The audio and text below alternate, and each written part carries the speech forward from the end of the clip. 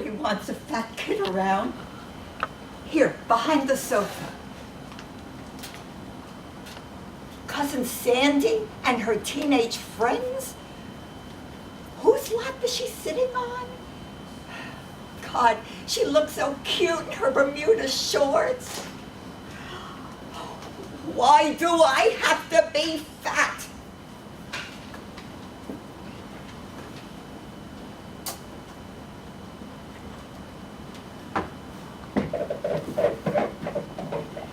Hello, my name is Susan, and I'm hiding no more.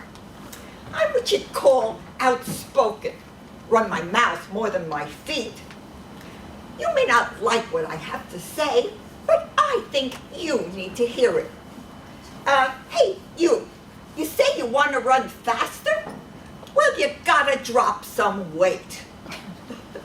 So, who told you, Susan, you could say whatever you want?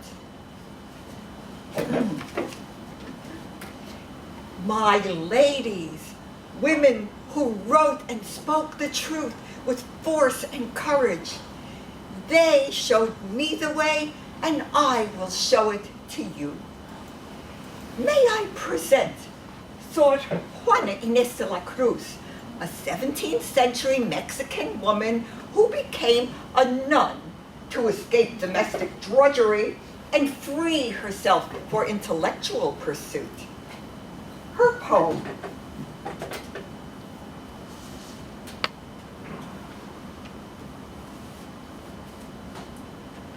a philosophical satire, or So Who's the Slut?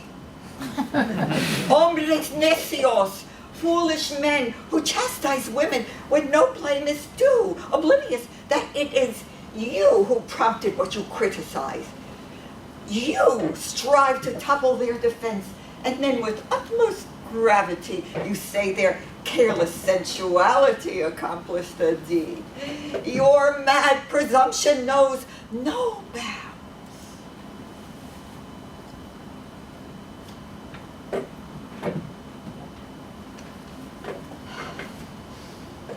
It was the 50s. We were alone in his room, and he told me he really liked me. He said we'd go steady.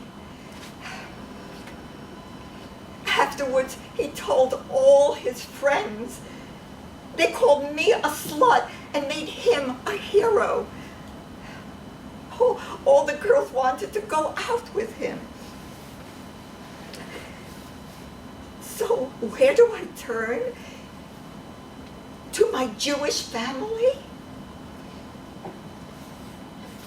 My mother warned me and advised me, but it sounded like restriction, like the rules of the Sabbath that take the joy out of a day of rest. Warning! Listen to me. I'm your mother. Don't talk about your bad eye. No boy will ever want to go out with you. Warning. Men, they have needs. It's okay for them to do these things, but not you. Girls aren't allowed. People will lose all respect for you.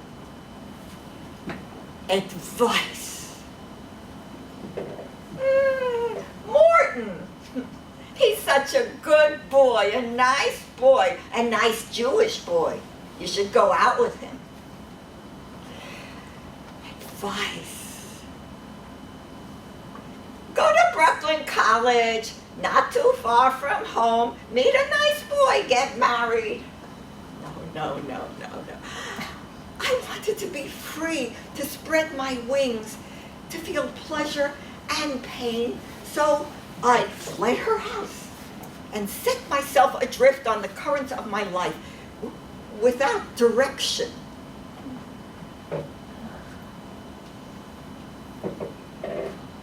Direction? Which way? Maybe where others needed me, neighborhoods and streets I'd never seen. I had enough of what others lacked. I was privileged, or so I thought. Maybe I could help them, the poor, the immigrants. Chutzpah. The 1960s, working in welfare. Close their cases. They're just lazy. But I learned a lot from the people at that time. Their homes, with plastic slipcovers and shaded windows, were havens in a sea of broken bottles and filthy sidewalks. Homes filled with love and courage.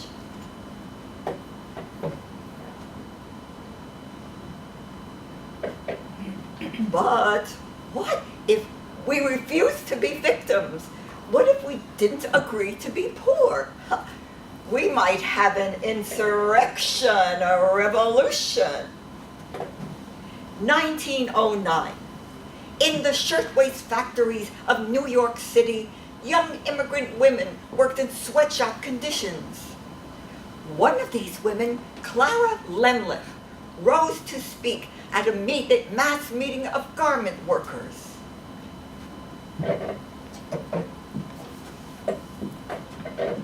I am a working girl, one of those who are struggling against intolerable conditions. I am tired of listening to hesitation. I offer a resolution that a general strike be declared now. If I turn traitor to the cause I now pledge, may this hand wither from the arm I now raise. Okay. Yeah, bravo, bravo. On November 22nd, 1909, Clara Lemlich launched a massive strike of women garment workers called the Uprising of the 20,000.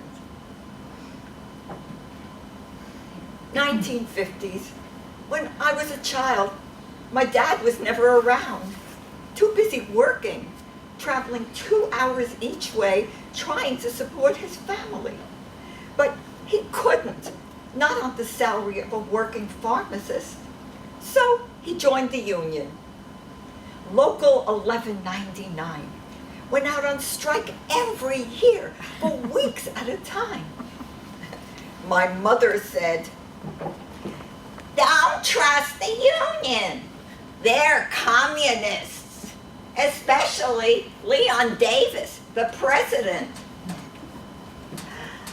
Later in my life, I organized my workplace into 1199.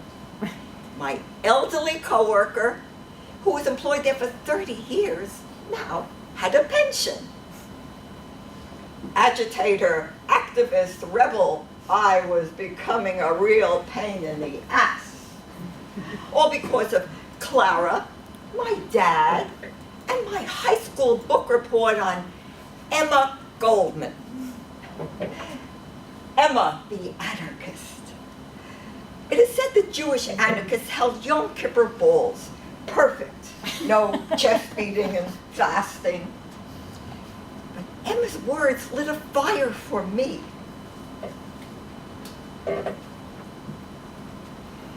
Free love? As if love is anything but free. At the dances, I was one of the most untiring and gayest. But one night, a young man took me aside and said, It does not behoove an agitator to dance. Your frivolity will only hurt the cause. I grew furious. I did not believe that a cause that stood for such a beautiful ideal, for anarchism, the release and freedom from convention and prejudice, should demand the denial of life and joy. I want freedom, the right to self-expression, everybody's right to beautiful, radiant things. If I can't dance, I don't want your revolution.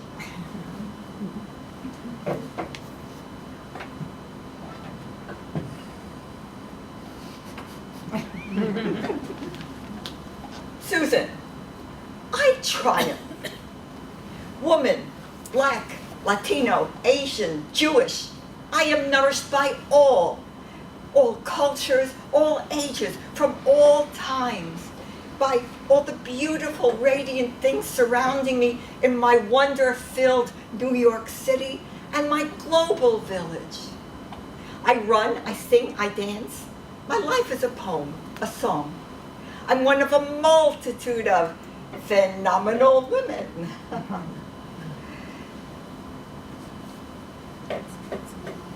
Phenomenal Woman, the poem, by Maya Angelou.